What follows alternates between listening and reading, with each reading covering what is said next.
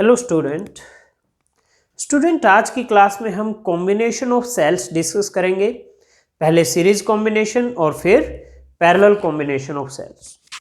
तो स्टार्ट करते हैं combination of cells in series topic से। Combination of cells in series. Okay, तो मान लीजिए हमारे पास दो सेल है, उनका ईएमएफ है E1 E2 और इंटरनल रेजिस्टेंस है R1 R2 और हम उनको सीरीज में कनेक्ट कर देते हैं। Consider two cells of EMF E1 and E2 having internal resistance R1 and R2, having internal resistance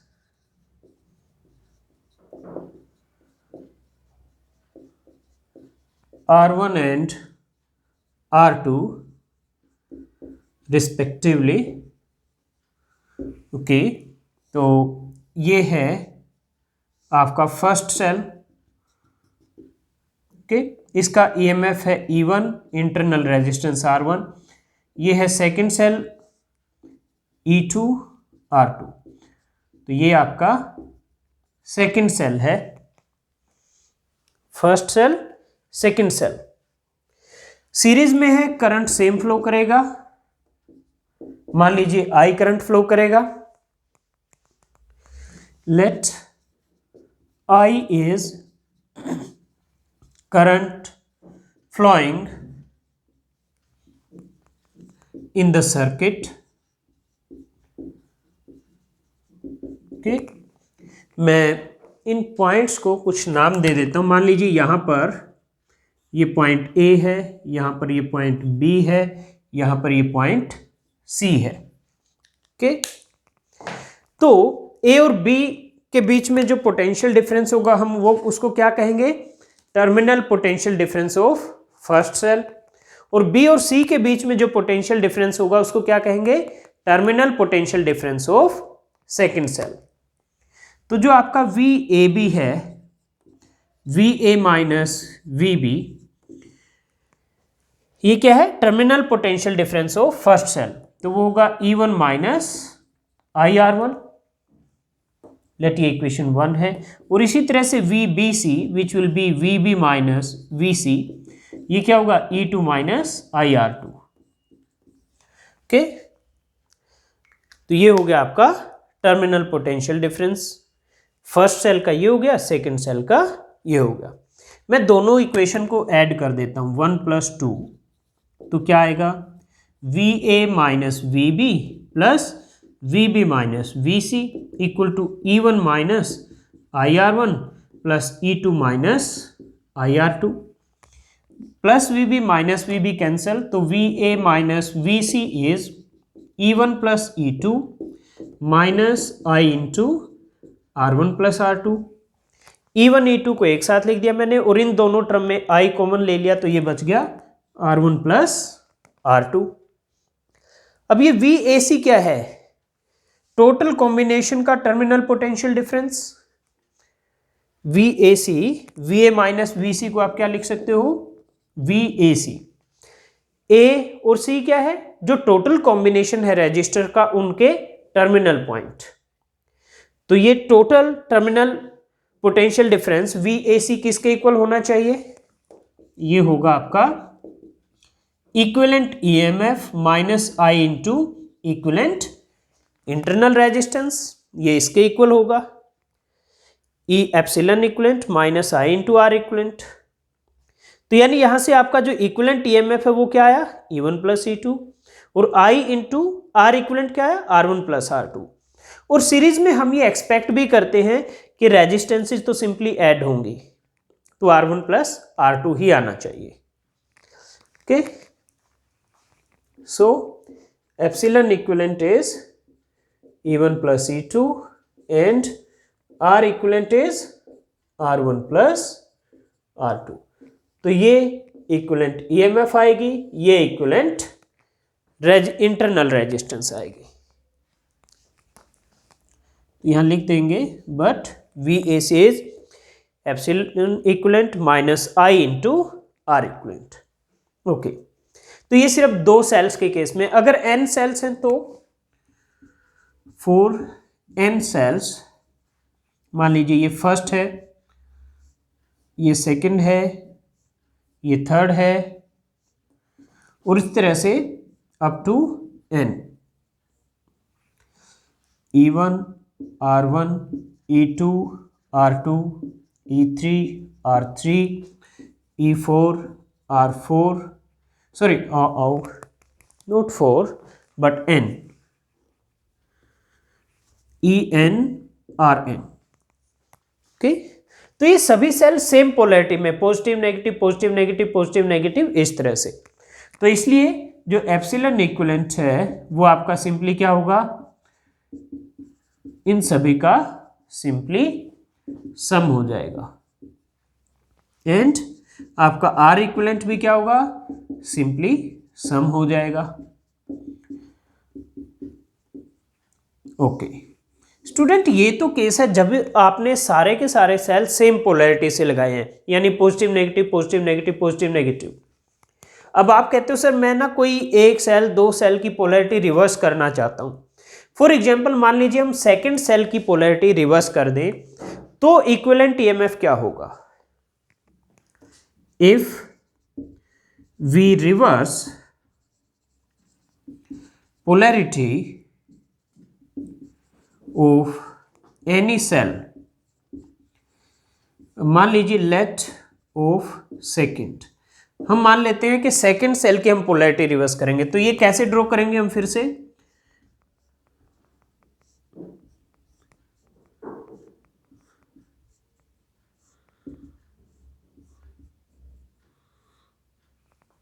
E1 R1। अब ये देखिए पॉजिटिव नेगेटिव टर्मिनल ऐसे थे, अब क्या हुआ पॉजिटिव नेगेटिव नेगेटिव पॉजिटिव, तो यानी जो सेकंड सेल था हमने क्या किया, उसके टर्मिनल को अपोजिट कर दिया, तो ये रिवर्स पोलैरिटी के साथ कनेक्ट कर दिया, ये E3 R3 En Rn। तो अब इक्विवेलेंट ईएमएफ क्या होगा, इट विल बी, जिसको आपने पोलैरिटी रिवर्स किया उसको माइनस करोगे तो माइनस E2, बाकी की पोलैरिटी जिसको आपने रिवर्स नहीं की उसको प्लस ही लिखोगे तो प्लस En। ओके, तो ये हो गया इक्विवेलेंट ईएमएफ। इक्विवेलेंट रेजिस्टेंस पे कोई इफेक्ट होगा, नहीं होगा, क्योंकि इंटरनल रेजिस्टेंस सेम रहेगी, उसमें कोई भी प्लस है तो प्लस ही रहेगा, माइनस नहीं होगा। तो आर इक्विवेलेंट आपका R1 plus R2 plus R3 plus Rn, तो रेजिस्टेंस में सेम रहेगा प्लस, क्यों, क्योंकि रेजिस्टेंस डायरेक्शन ऑफ करंट पर डिपेंड नहीं करती, तो इसलिए इस वजह से इसके साइन में कोई चेंज नहीं होगा, ये पहले भी प्लस था और अभी भी प्लस ही रहेगा। तो ये होगा अगर आप पोलैरिटी चेंज करते हैं तो स्टूडेंट ये था combination of cells in series. अब हम combination of cells in parallel करेंगे, तो मैं बोर्ड को क्लीन कर देता हूं और नेक्स्ट टॉपिक शुरू करते हैं। ओके स्टूडेंट, मैंने बोर्ड को क्लीन कर दिया है और नेक्स्ट टॉपिक का हेडिंग भी मैंने लिख दिया है। नेक्स्ट टॉपिक है combination of cells in parallel. मान लीजिए आपके पास 2 सेल हैं, एक की ईएमएफ E1 और इंटरनल रेजिस्टेंस R1, सेकंड की EMF E2 internal resistance R2, and they are connected in parallel. Let इससे करंट I1 जा रहा है, इससे I2 जा रहा है। ओके, तो total current I will B I1 plus I2, तो इधर से करंट I1 प्लस I2 यानी टोटल करंट I ही वापस आएगा। आप चाहें तो डायग्राम में सर्किट को कंप्लीट दिखा सकते हैं, इस तरह से एक एक्सटर्नल रेजिस्टेंस कैपिटल R लगा दीजिए, तो ये सर्किट आपने कंप्लीट भी दिखा दिया है। तो आपके पास दो सेल्स हैं of EMF E1 E2, internal resistance R1 and R2। First cell से करंट I1 ड्रॉ किया है, सेकंड से I2 and total current I is I1 plus I2। Okay, well मैं ये R1 दोबारा से थोड़ा साफ सा लिख देता हूं, दैट इज R1। ओके, और इस पॉइंट को मैं पॉइंट A मान लेता हूं, इस पॉइंट को मैं पॉइंट B।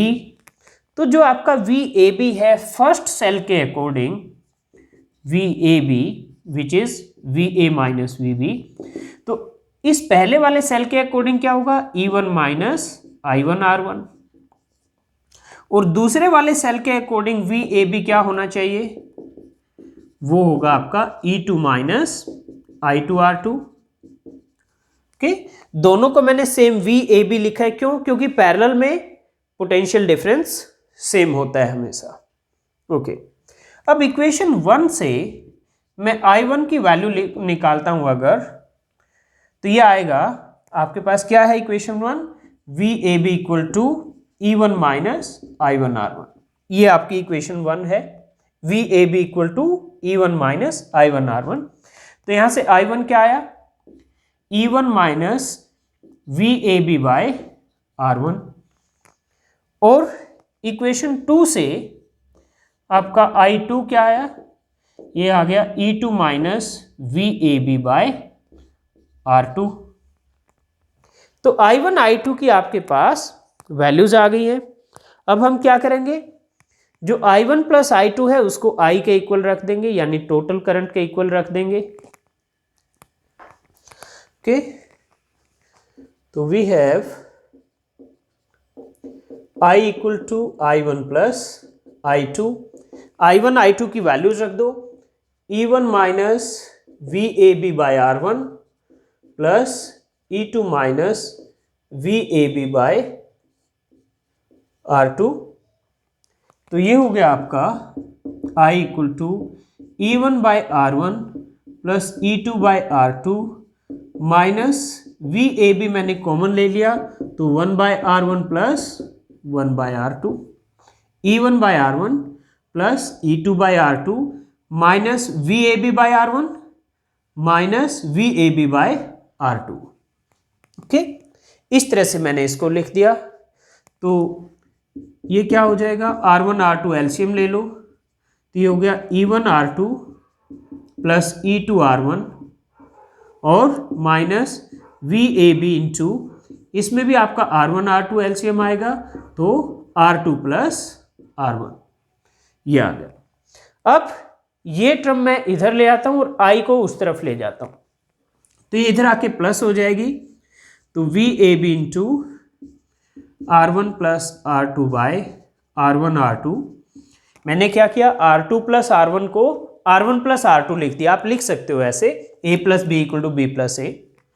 तो it is E1 R2 minus E2 R1 by R1 R2 minus I इधर जाके माइनस का हो जाएगा। अब हम क्या करेंगे, हम डिवाइड करेंगे, divide both sides by R1 plus R2 by R1 R2 से।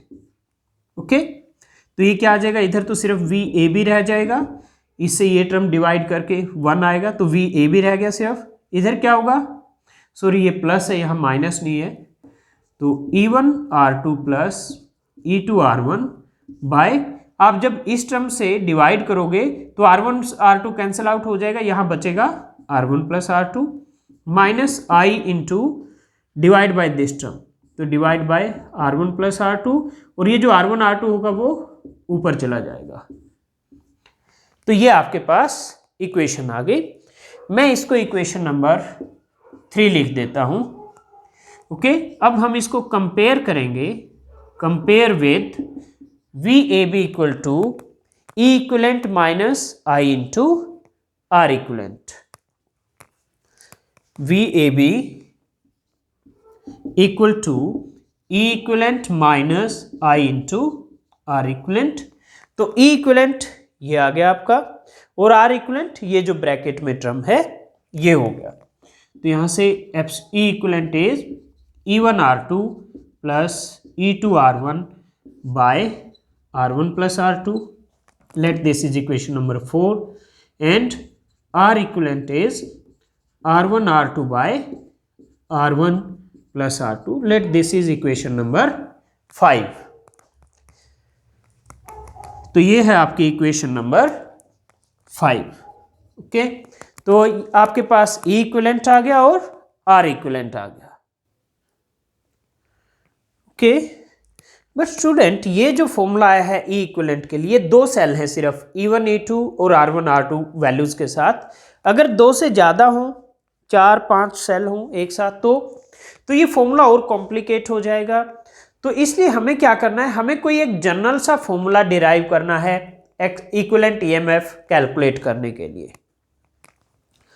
तो आपको दिया क्या हुआ है इस प्रॉब्लम में, E1 E2 और R1 R2 की वैल्यूज दी हुई है। ओके, तो चलिए इसको थोड़ा और जनरलाइज करते हैं। तो मैं इधर से इसको इरेज कर देता हूं।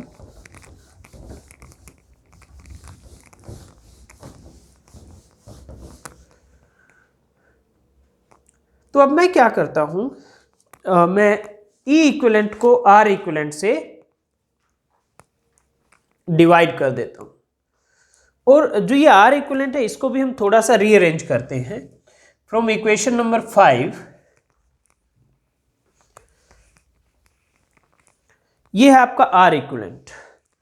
तो 1 बाय आर इक्विवेलेंट क्या हो जाएगा, ये हो जाएगा R1 plus R2 by R1 R2। तो ये हो जाएगा 1 बाय R2, R1 से R1 कैंसिल, प्लस R2 से R2 कैंसिल, 1 बाय R1, यानी 1 by R equivalent is 1 by R1 plus 1 by R2। और ऐसा ही पैरेलल में आता भी है रेजिस्टेंसेस के लिए। रेजिस्टेंसेस का पैरेलल में इक्विवेलेंट कैसे निकलता है, 1 by R1 plus 1 by R2 plus 1 by R3, इसी फॉर्मूले से निकलता है। तो ये तो आपका आ गया। अब इक्वेशन नंबर 4 को 5 से डिवाइड कर देते हैं। तो आपका ये ई इक्विवेलेंट बाय आर इक्विवेलेंट, ये क्या आ जाएगा, E1 R2 plus E2 R1 divide by, ये R1 प्लस R2 कैंसिल हो जाएंगे दोनों के, तो इसमें नीचे क्या आ जाएगा, सिर्फ R1 R2 आ जाएगा। ओके, तो ये क्या है, R2 से R2 कैंसिल, तो E1 बाय R1, और R1 से R1 कैंसिल, तो प्लस E2 बाय R2। तो ये फॉर्मूला आ गया आपका 7 नंबर इक्वेशन। तो अब हम इजीली ई इक्विवेलेंट कैसे निकाल सकते हैं, कैसे, आपको E1 R1 E2 R2 की वैल्यूज दी हुई है, तो पहले तो आप आर इक्विवेलेंट निकालिए इस फॉर्मूले से। वो आर इक्विवेलेंट की वैल्यू यहां रखिए, और E1 R1 E2 R2 दी हुए वो वैल्यूज यहां रखिए, तो आपका ई इक्विवेलेंट निकल जाएगा। ओके, फिर से मैं रिपीट करता हूं, पहले आप, क्योंकि R1 R2 दिया है तो आर इक्विवेलेंट निकालिए इस फॉर्मूले से, वो वैल्यू यहां रखिए आर इक्विवेलेंट की, और E1 R1 E2 R2 ये वैल्यूज भी दी है, ये वैल्यूज यहां रखिए, तो आपका क्या आएगा, ई इक्विवेलेंट निकल आएगा इक्वेशन नंबर 7 से। तो स्टूडेंट ये है general formula equivalent EMF parallel में निकालने के लिए। For n cells E equivalent by R equivalent will be E1 by R1 plus E2 by R2 and so on plus En by Rn। इसी तरह से और इक्विवेलेंट रेजिस्टेंस के लिए 1 by R1 plus 1 by R2 plus 1 by Rn। तो student ये है equivalent EMF के लिए फॉर्मूला, और ये है इक्विवेलेंट इंटरनल रेजिस्टेंस के लिए फॉर्मूला। तो इसके साथ ही ये टॉपिक भी आपका कंप्लीट हो गया।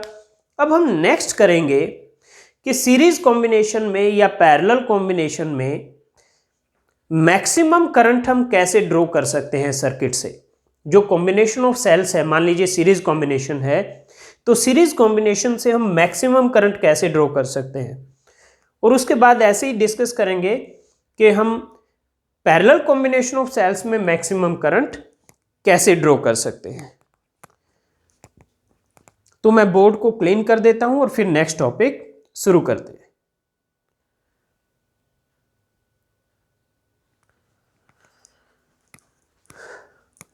ओके स्टूडेंट, मैंने बोर्ड को क्लीन कर दिया। हमारा नेक्स्ट टॉपिक है condition for maximum current, condition for maximum current in series combination of cells, in series combination of cells. मान लीजिए हमारे पास n सेल्स हैं and each of EMF E and internal resistance R and they are connected in series। Okay, तो हम सबसे पहले इसका डायग्राम बनाएंगे।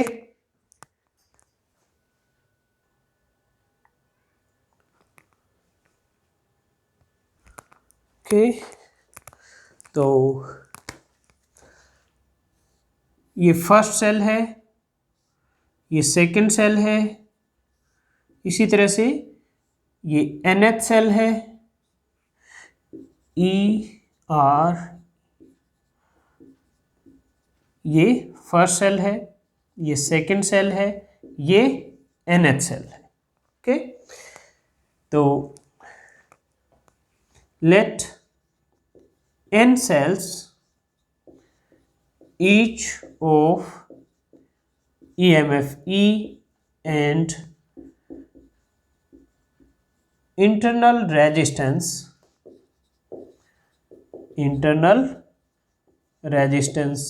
are connected in series, are connected in series। Okay, हम सर्किट को कंप्लीट कर देते हैं। मान लीजिए एक एक्सटर्नल रेजिस्टेंस कैपिटल R लगा दी हमने सर्किट को कंप्लीट करने के लिए।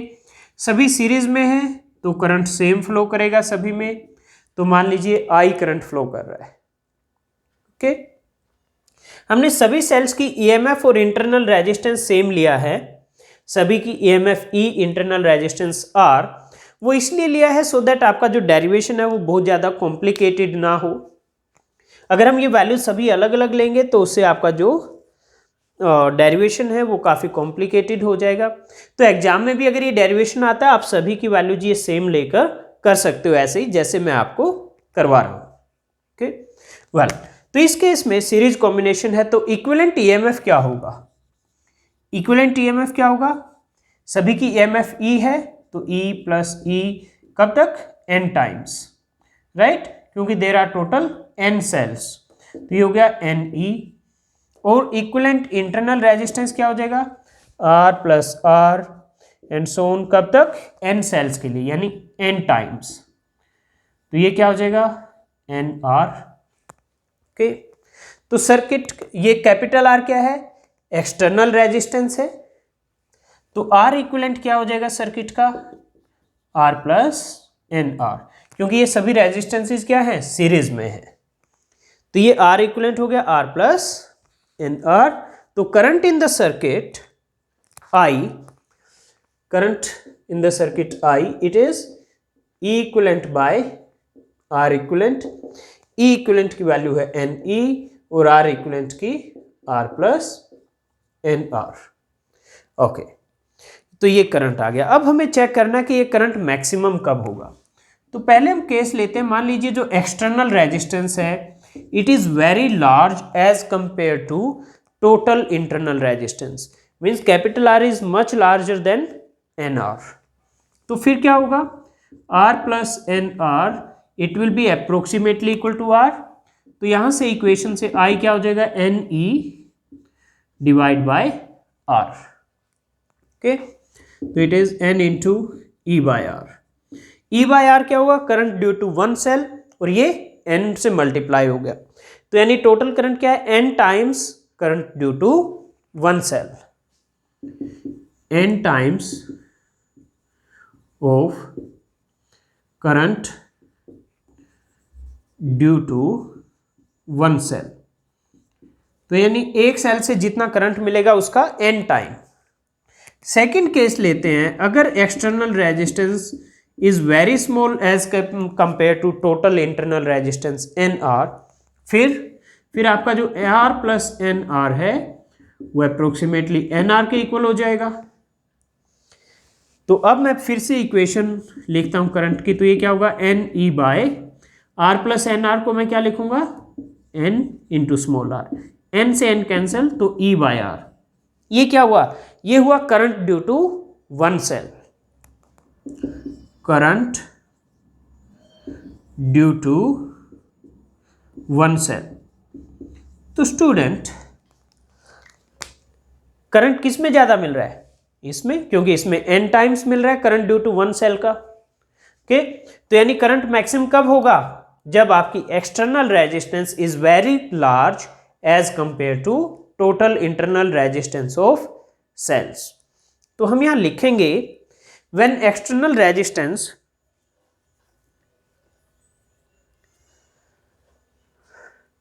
is much higher, so when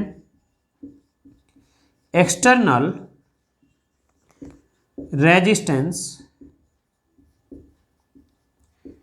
is much higher than total internal resistance, when external resistance is much higher than total internal resistance of cells,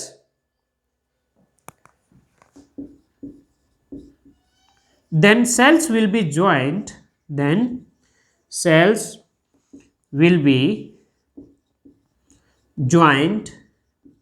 in series to get maximum current, okay. तो series में current maximum कब होगा, जब आपकी external resistance is much higher than total internal resistance of cells. तो ये था series combination में मैक्सिमम करंट के लिए कंडीशन। अब हम पैरेलल कॉम्बिनेशन में मैक्सिमम करंट के लिए कंडीशन क्या होगी वो डिस्कस करेंगे। तो मैं बोर्ड को क्लीन करता हूं और फिर नेक्स्ट टॉपिक शुरू करते हैं।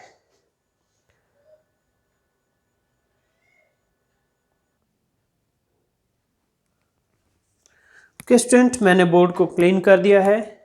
नेक्स्ट हमारा टॉपिक है condition for maximum current, condition for maximum current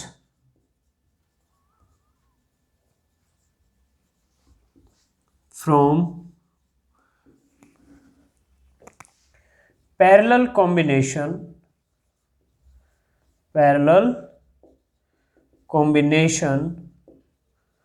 of cells, from parallel combination of cells। तो मान लीजिए अगेन हमारे पास n सेल्स है, each of EMF E and internal resistance R।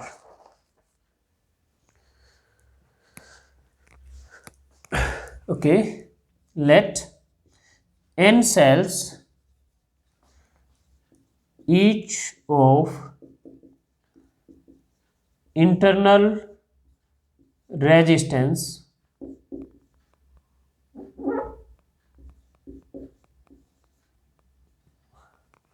R and EMF E are connected in parallel। तो parallel में है तो इक्विवेलेंट इंटरनल रेजिस्टेंस क्या होगी, 1/R equivalent is 1/R1 plus 1/R2 n times, क्योंकि टोटल n सेल्स हैं और R1 R2 सभी की वैल्यू क्या है, R है। ओके, तो ये हो गया आपका n/R। तो R इक्विवेलेंट आ गया यहां से R/n। अब इक्विवेलेंट ईएमएफ कैसे निकालें, तो उसके लिए फॉर्मूला था पैरेलल के लिए हमारे पास E equivalent by R equivalent is E1 by R1 plus E2 by R2 plus E3 by R3 and so on. तो E equivalent by R equivalent is E1 by R1 plus E2 by R2 n times. Okay? E1 E2 सभी की value E है और R1 R2 R3 सभी की value R है, तो ये क्या हो गया n E by R। तो यहाँ से एप्सिल E इक्विवेलेंट क्या आ गया n E by R into R equivalent, ये आर इक्विवेलेंट इधर जाके मल्टीप्लाई हो गया, तो n E बाय R और R इक्विवेलेंट की वैल्यू रख दी मैंने R बाय n, n से n कैंसिल, R से R कैंसिल, तो ये आ गया E के इक्वल। लेट ये इक्वेशन नंबर 2 है। अब ये जो n सेल्स हैं पैरेलल में कनेक्टेड है, तो उसके साथ हम क्या करेंगे, एक एक्सटर्नल रेजिस्टेंस भी कनेक्ट करेंगे। जैसे मान लीजिए ये भाई फर्स्ट सेल है आपका, ये सेकंड सेल है आपका, तो क्या करोगे आपने बाहर एक एक्सटर्नल रेजिस्टेंस भी कनेक्ट की थी ना R। ओके, ये आपका क्या था ER, दोनों को आपने EMF को E लिया है, इंटरनल रेजिस्टेंस को R लिया है।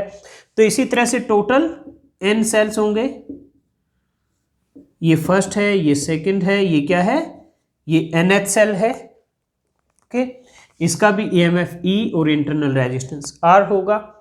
तो इस तरह से n सेल्स पैरेलल में है और उसके साथ एक एक्सटर्नल रेजिस्टेंस R लगाई है। तो इस पूरे कॉम्बिनेशन के साथ R क्या होगा, सीरीज में होगा, जो कैपिटल R होगा। तो कैपिटल R है एक्सटर्नल रेजिस्टेंस, तो R equivalent of the circuit क्या आएगा, ये होगा R प्लस R इक्विवेलेंट। तो R प्लस R इक्विवेलेंट की ये value R by n। Let ये इक्वेशन नंबर 3 है। तो जो टोटल करंट ड्रॉ होगा सर्किट से I, इस पूरे कॉम्बिनेशन से टोटल करंट जो ड्रॉ होगा I, वो किसके इक्वल होगा, वो होगा E equivalent by R equivalent. E equivalent है E के इक्वल और R इक्विवेलेंट की ये वैल्यू है by R plus R by n। Let ये है इक्वेशन नंबर 4। ओके,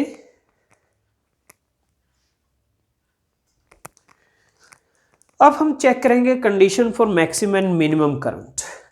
तो पहले if R is much less than R by n, यानी external resistance is very small as compare to total internal resistance, तो उस case में आपका R plus R by n क्या होगा, it will be approximately R by n। तो equation number 4 क्या होगा, I will be E by R by n, तो ये हो गया n into E by R। तो R plus R by n को क्या लिख दिया मैंने, R बाय n, तो n ऊपर चला जाएगा, तो n into E by R। E by R क्या है, current due to one cell into n हो गया, यानी टोटल करंट इस केस में क्या आ रहा है, n times current due to one cell. तो n times of current due to one cell.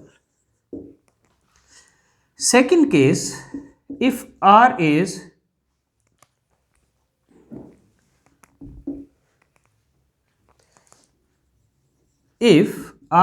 very large as compared to R by n, तो फिर क्या होगा, R plus R by n, it will be approximately R। तो आपका जो current है I from equation number 4, ये क्या हो जाएगा, E by R। ये है current due to one cell,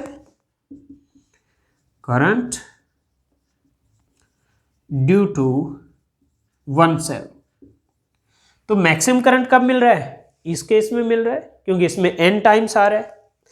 तो पैरेलल कॉम्बिनेशन में अगर आपको मैक्सिमम करंट चाहिए तो external resistance should be very small as compare to total internal resistance of cells. तो हम यहां लिखेंगे सो व्हेन एक्सटर्नल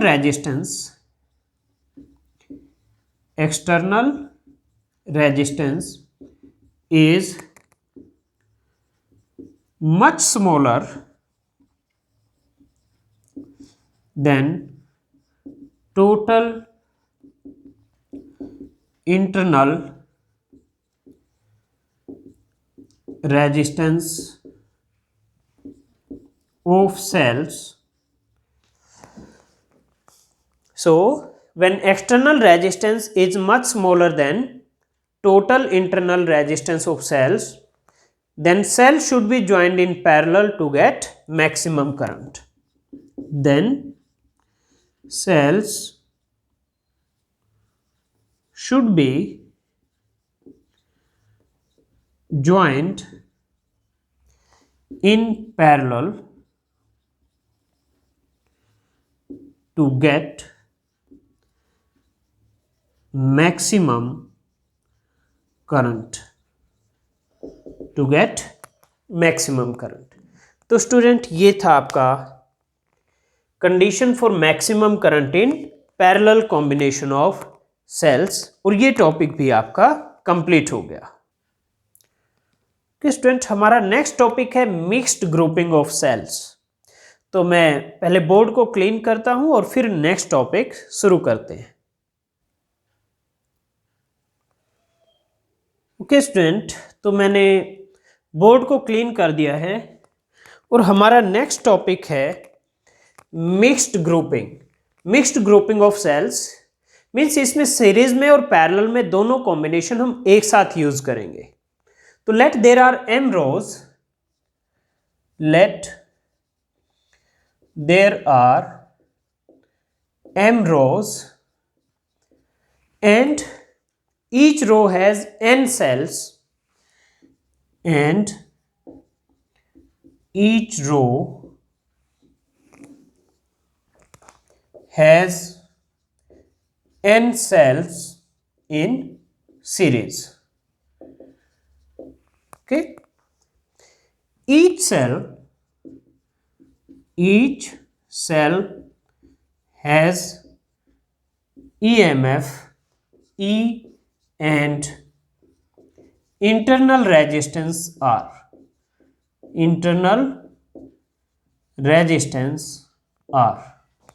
Okay, तो हम कैसे ड्रॉ करेंगे?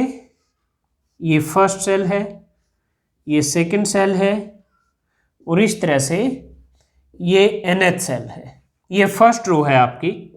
फर्स्ट रो में हर एक का EMF E, internal resistance R। Okay, और ये फर्स्ट सेल है, ये सेकंड सेल है, ये nth सेल है। फिर इसके बाद सेकंड रो, ये फर्स्ट रो थी, ये सेकंड रो। सेकंड रो में ये फर्स्ट सेल, ये सेकंड सेल, और इसी तरह से सेकंड रो में भी ये nth सेल।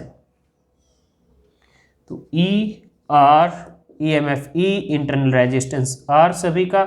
ये सेकंड रो का फर्स्ट सेल, ये सेकंड रो का सेकंड सेल, और इसी तरह से देयर आर टोटल m रोज। तो ये mth रो है, mth रो का ये फर्स्ट सेल, ये फिर आगे सेकंड सेल, इसी तरह से जैसे बाकी रोज में हमने बनाए हैं, ये सेकंड सेल, और इसी तरह से ये nth cell. Okay, E R, okay, ये फर्स्ट सेल, ये सेकंड सेल, ये nth सेल। तो ये 1 2 3 क्या रिप्रेजेंट कर रहे हैं? फर्स्ट रो, सेकंड रो, ये mth रो। ये 1 2 3 फर्स्ट सेल फर्स्ट रो का, सेकंड सेल फर्स्ट रो का, nth सेल फर्स्ट रो का, ये फर्स्ट सेल सेकंड रो का, सेकंड सेल सेकंड रो का, और ये nth सेल सेकंड रो का, और ये mth रो आ गई। फर्स्ट सेल mth रो में, सेकंड सेल mth रो में, nth सेल mth रो में। ओके, तो there are total m rows, first row, second row, mth row, और हर एक रो में कितने सेल हैं? n नंबर ऑफ सेल्स है। यही हमने लिखा था। There are m rows and each row has n cells in series, और हर एक सेल का इंटरनल रेजिस्टेंस स्मॉल r है और EMF E है सभी का। ओके, तो अब क्या करेंगे हम, इसको एक सर्किट को कंप्लीट करने के लिए एक्सटर्नल रेजिस्टेंस कैपिटल R लगा सकते हैं, सो दैट इससे ये कुछ करंट ड्रॉ करेगी I।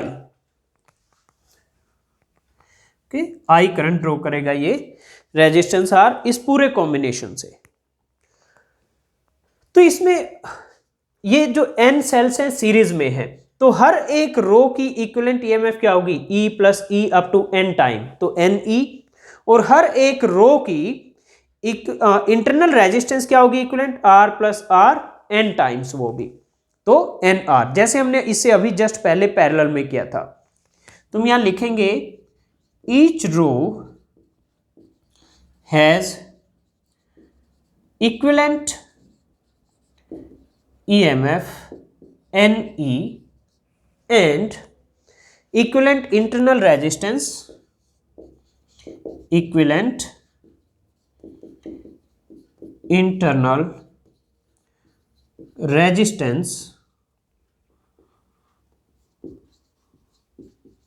NR।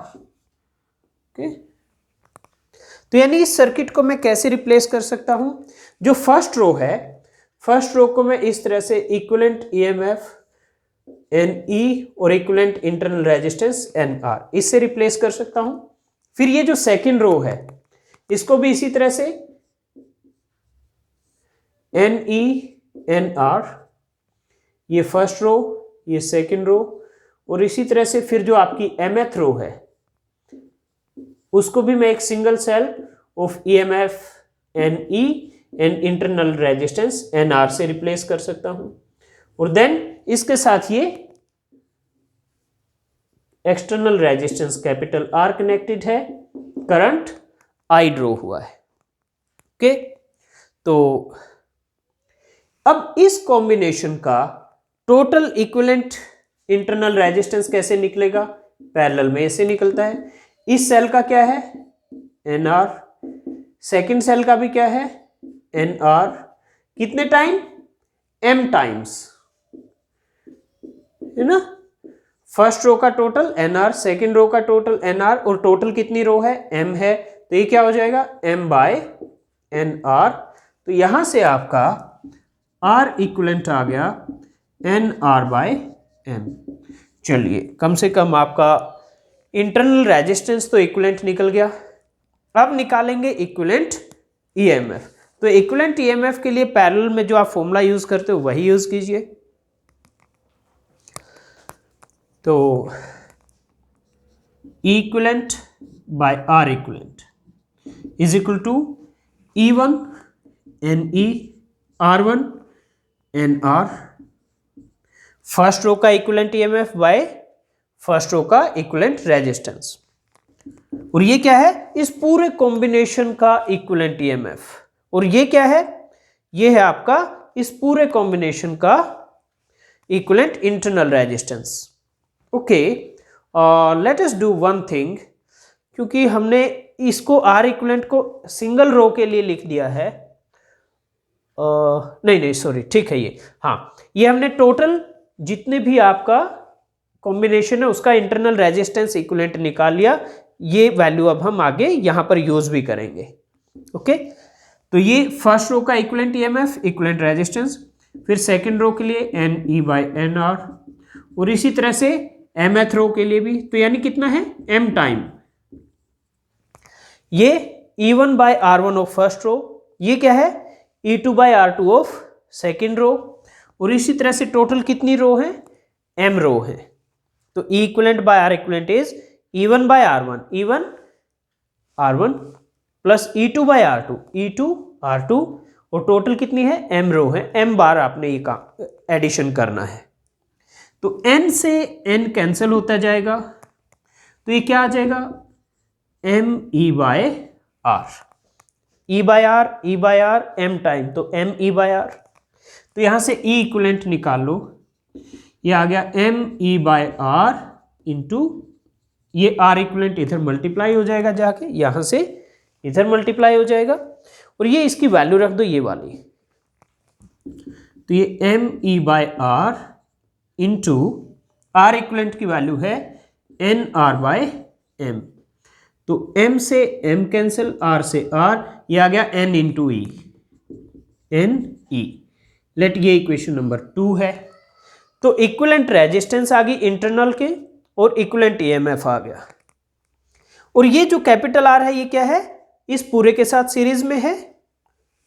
ओके, तो आगे बढ़ते हैं।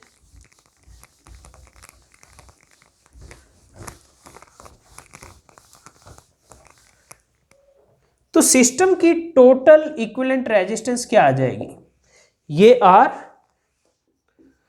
प्लस इस पूरे कॉम्बिनेशन की जो भी इंटरनल रेजिस्टेंस है वो क्या है, R इक्विवेलेंट, ये वाली, तो प्लस R इक्विवेलेंट, तो R plus R plus NR/M।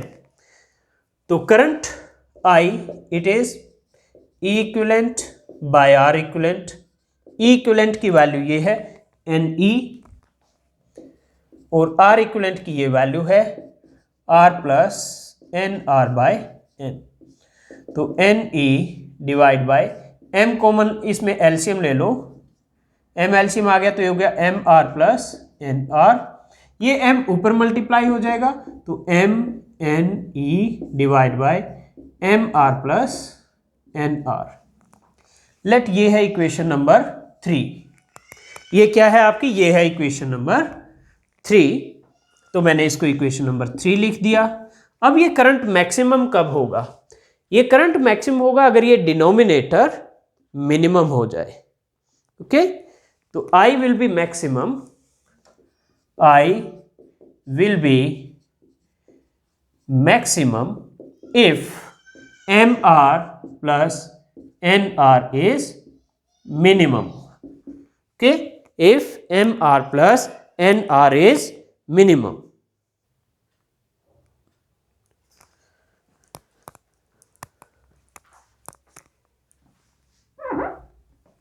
Is minimum. Okay, अब ये मिनिमम कैसे होगा, मैं MR प्लस NR को लिख देता हूं